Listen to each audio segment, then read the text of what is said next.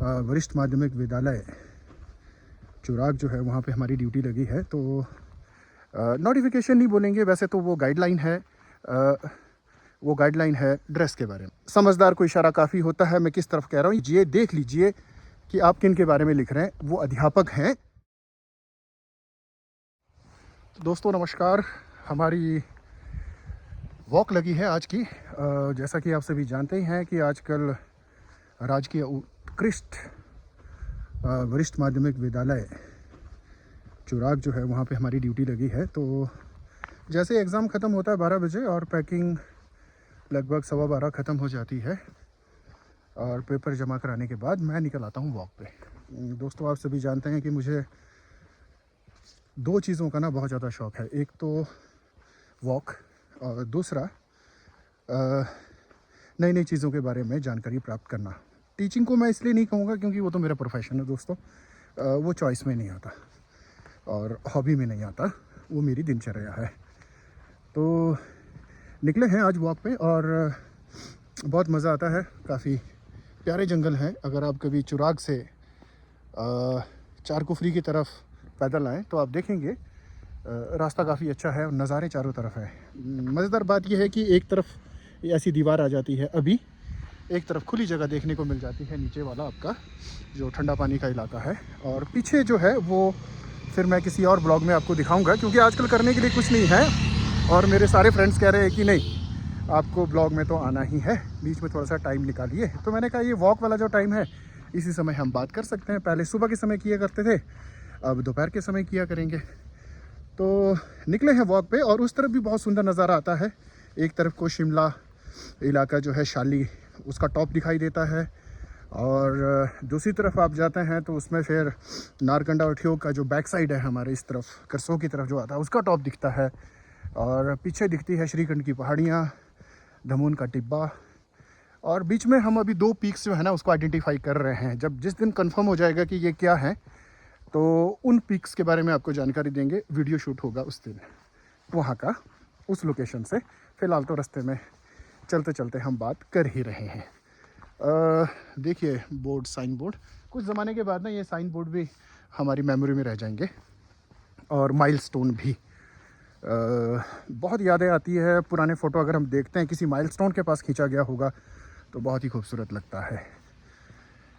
होली का त्यौहार निकल गया है। इस बार की होली ना हम मना नहीं रहे थे, कारण आप सभी जानते हैं कि मेरे पूज्य पिताश्री जो है उनका स्वर्गवास हुआ था 2024 28 अप्रैल को। तो अभी एक साल नहीं हुआ है। एक साल तक हम खासकर इस तरह के जो त्यौहार हैं खुशी वाले उनको नहीं मना सकते। हाँ, देवताओं के कार्यक्रम में जाना पड़ता है और उसी के साथ साथ क्योंकि वो हमारी परंपरा है, कल्चरल हेरिटेज है। मैं कोई बहुत बड़ा भक्त नहीं हूँ, लेकिन कल्चरल हमारा क्या रहा है, हमारे बुज़ुर्ग कैसे जुड़े रहे हैं, पुरानी व्यवस्था कैसी रही होगी। जब कानून उतना सर्वोपरि नहीं था तब भी उन लोगों ने एक दूसरे को किसी न किसी तरीके से अपने आप को कानून की हद में रखा, तो उसके पीछे कोई ना कोई वजह तो रही होगी। और हमारे इस हिमाचली संस्कृति के अंदर देवताओं का उसमें काफ़ी ज़्यादा रोल रहा है। और बड़ी मज़ेदार बात है, कुछ दिन पहले मैंने एक ब्लॉग भी डाला था आपको अपने विद्यालय से कि हमारा जो विद्यालय परिसर है किलिंग का, वो जगह जो है वो देवता जी की है वहाँ पे और एक स्थान भी उनका सुरक्षित है। वहाँ पर पेड़ पौधे भी हैं उन्हीं के नाम के और जो सबसे सुंदर पेड़ है वहाँ पे वो भी देवता के नाम का ही है। तो वैसे दैविक स्थान पर जॉब करते हुए कई तरह के एक्सपीरियंस मिले हैं। बच्चे तो बहुत अच्छे हैं ही, पढ़ाने का भी मज़ा आया। हालांकि एक ही क्लास थी मेरे पास, इस बार वो भी नहीं होगी। +1 जो है नई क्लास जो आएगी उसमें देखते हैं कितने बच्चे हमें मिल पाते हैं। वैसे मैं समझता हूँ कि ज्योग्राफी की ज़रूरत शायद किलिंग को उतनी है भी नहीं। उनकी रिक्वायरमेंट्स फ़िलहाल कुछ और है। चलो वो तो खैर अलग पार्ट ऑफ जॉब है। तो पैदल चलते चलते हमने सोचा कि क्या बात करें आपसे। बात हो रही थी अभी अभी एजुकेशन विभाग के अंदर एक नोटिफिकेशन आई है। नोटिफिकेशन नहीं बोलेंगे, वैसे तो वो गाइडलाइन है। वो गाइडलाइन है ड्रेस के बारे में। तो इससे पहले कि मैं आगे कुछ कहूँ, ये कोई ज्वलंत मुद्दा नहीं है।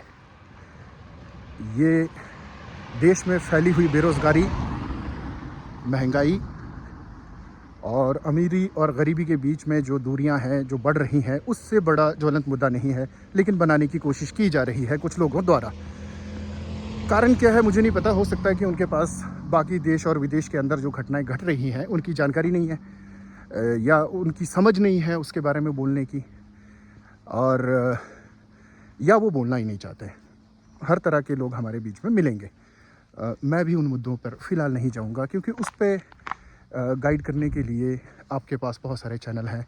जो खासकर मेरा चैनल देखते हैं वो लोग इतना तो समझते ही हैं, क्योंकि मैं समझता हूं कि मेरा चैनल तो हर वो व्यक्ति देखना चाहेगा, क्योंकि हमने ऐसी कोई बायस बात आज तक की नहीं है। लेकिन आज बोलना पड़ेगा थोड़ा सा ड्रेस को लेकर, क्योंकि ये मेरे अपने विभाग का मैटर है और मेरे विभाग ने मुझे क्या निर्देश दिए हैं इसकी पालना मैंने करनी है। और अगर उससे मुझे कोई दिक्कत है तो सबसे पहला हक भी मेरा ही बनता है उसका विरोध करने का, या फिर कोई और तरीका हो सकता है, विरोध भी नहीं कहेंगे, उस पर कोई और सजेशन और बेहतर कैसे किया जा सकता है, अगर ये कहने का पहला अधिकार है तो वो मेरा है। मेरा मतलब मेरे एजुकेशन विभाग के सभी साथियों का। तो जिन लोगों ने वो नोटिफिकेशन पढ़ी ही नहीं, गाइडलाइन पढ़ी ही नहीं, वो टिप्पणी लिख रहे हैं फेसबुक के ऊपर और बेफजूल में बात को गर्म करने की कोशिश कर रहे हैं। दोस्तों, गाइडलाइंस आई हैं। गाइडलाइंस का मतलब ये है कि एक अध्यापक को किस तरह के कपड़ों में रहना चाहिए, उनका आउटफिट है वो कैसा होना चाहिए। सारी नोटिफिकेशन में जितनी भी लाइंस हैं उन सब का सार एक ही निकलता है कि डिसेंट होना चाहिए, अच्छा होना चाहिए, सामाजिक होना चाहिए, कि समाज के अंदर जब आप निकलें तो लगे कि अध्यापक ही हैं, अध्यापिका ही हैं। अध्यापिका पे थोड़ा ज़्यादा जोर इसलिए डाल रहा हूँ क्योंकि आप लोग ना हमेशा सबसे पहले तो टारगेट करते हो अध्यापक को, सॉफ्ट टारगेट है, मुड़कर जवाब नहीं देता, उसके पास जाकर काम कराने के आपको पैसे नहीं लगते, और उसमें भी सबसे ज़्यादा आप अटैक करते हैं हमारी अध्यापिकाओं पर जो एजुकेशन विभाग के अंदर हैं। दोस्तों, हम तालिबान में नहीं रहते, यहाँ पे कोई शरिया कानून नहीं है। माफ़ कीजिएगा, मुझे शरिया इसलिए कहना पड़ा क्योंकि वो सबसे सख्त है। उनकी भी वजह रही होगी समय समय पर बुद्धि का, जिसको हम कहते हैं विस्तार, किन हालातों में हुआ है ये डिपेंड करता है। मैं अध्यापक हूँ, अध्यापक वाली बात करूँगा, राजनीतिज्ञ नहीं हूँ। मुझे इस कानून से उतनी ज़्यादा नफ़रत नहीं है। क्यों नहीं है उसकी वजह बताऊँगा। उसकी वजह ये है कि मैं अध्यापक हूँ। शायद उस इलाके के अध्यापकों को इतना मौका ही ना मिला होगा जहाँ पर ये कानून लागू होता है कि वो उन बच्चों को ये समझा सके जो कल को इस कानून को इम्प्लीमेंट कराते हैं।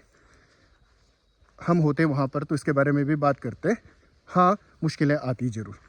मेरे तो फेसबुक के फ्रेंड, यूट्यूब के फ्रेंड पाकिस्तान से भी हैं, अच्छे लोग हैं, अच्छी बात लिखते हैं मेरे इस पर। जिस दिन गलत बात लिखेंगे तो ऑब्वियस है हमारी दोस्ती नहीं रहेगी, जैसे आज जिसको पॉलिटिकली हमारी दोस्ती है भी नहीं।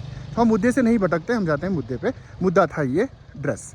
तो ड्रेस कोड जो है ना, वो ड्रेस नहीं होता, कोड, नियम है उसमें कुछ, वो कोड है। उस कोड में ऐसा नहीं लिखा है कि आप कुर्ता पजामा पहनिए, पहन सकते हैं। ऐसा नहीं लिखा है कि आप कोट पैंट में ही रहिए, पहन सकते हैं। ऐसा नहीं लिखा है कि आप चिथड़ों में रहिए, ऐसा आप नहीं कर सकते, क्योंकि आप अध्यापक हैं। किसी बहुत ही अच्छे समझ वाले लोगों ने, या लोग ने, नाम तो क्या ही लेना, लिखा है। उनके शब्दों का जवाब वो खुद है, क्योंकि शायद उन्हें वैसे अच्छे अध्यापक मिले ही नहीं जो उनको ये डिफरेंस कराना बता सकें। जल्दबाजी में नहीं रहते बच्चे, पहले पढ़ते हैं, चीज़ों को समझते हैं, उसके बाद लिखते हैं। ड्रेस कोड लिखा है, ड्रेस नहीं लिखा है। लाल, पीला, नीला, काला, हरा, इसका कहीं जिक्र नहीं है। क्या पहनेंगे, कुर्ता पजामा होगा या कुछ और होगा, प्लाजो होगा, जीन्स होगी, इसके बारे में कहीं नहीं लिखा है। ऐसा लेटर एजुकेशन विभाग कभी निकालेगा भी नहीं, क्योंकि बुद्धिजीवियों का कुनबा है, वो पूरे समाज को दिशा निर्देश देता है जब उन्होंने अपनी ही इस पुरानी व्यवस्था में कोई खामी देखी होगी, तभी उनको इस तरह के निर्देश निकालने पड़े हैं। समझदार को इशारा काफ़ी होता है। मैं किस तरफ कह रहा हूँ, ये मेरी अपनी टीचर और टीचिंग कम्युनिटी के लोगों के ऊपर टिप्पणी है कि शायद आप में से कोई 0.001% ऐसे भी होंगे। मैं दोनों को कहूँगा, मेरे साथ जेंडर का कोई इशू नहीं है। महिला अध्यापिकाओं को भी और महिला अध्यापक के साथ साथ पुरुष अध्यापक को भी, कि शायद कहीं ना कहीं आपकी ड्रेस कई बार दायरे में आई हो लोगों के, प्रशासनिक अधिकारियों के, कि शायद आपको उस तरह का ड्रेसिंग सेंस कम से कम उस तरह के कार्यक्रम में तो नहीं पहनना चाहिए, तो शायद ड्रेस कोड आया है। तो दोस्तों बस इतनी सी बात थी। ये ड्रेस कोड है, इसमें रंग का कोई जिक्र नहीं। और कोई भी बात लिखने से पहले ये लिख लीजिए, ये सोच लीजिए, देख लीजिए कि आप किन के बारे में लिख रहे हैं। वो अध्यापक हैं। वैसे तो गलती की गुंजाइश बहुत कम होती है, लेकिन अगर फिर भी कभी हो जाए, जैसे अभी एग्ज़ाम में थोड़ी सा दिक्कत आया है, लोगों ने उसको एग्ज़ाम लीक कहा। अरे लीक कुछ और चीज़ होता है मेरे भाई। लीक के लिए लोग पैसे लेते हैं और आप ही लोग देते हैं। वो लीक नहीं था, वो गलती थी। पेपर गलत खुल जाता है, खुल गया, कलर कॉम्बिनेशन नहीं है इसमें, उसके ऊपर भी बात करेंगे। अलग अलग रैपर जो है बाहर का, वो अलग अलग नहीं है, एक जैसा ही है। अभी भी रोमन स्टाइल में 10th लिखा जाता है, 12th लिखा जाता है। अब वो दोस्त जिसको पता नहीं है रोमन क्या होता है, पहले पढ़ लेना, देवनागरी रोमन। तो उसको लीकेज नहीं कहते, उसको गलती कहते हैं। और गलती किसी से भी हो सकती है, दबाई भी जा सकती थी, लेकिन नहीं, मेल आई है, कार्रवाई हुई है और उसके बाद ये सारी चीज़ें ठीक हुई है। ये ऐसा अध्यापक ही कर सकता है। तो दोस्तों मैं पहुंच गया हूं अपने डेस्टिनेशन चारकुफरी पे। अब यहाँ पर मैं रेस्ट करूंगा थोड़ी देर, और उसके बाद जो बस है पीछे से आ रही है, उसका इंतज़ार करूंगा। तो आप सभी को राहुल नेगी का प्यार भरा नमस्कार।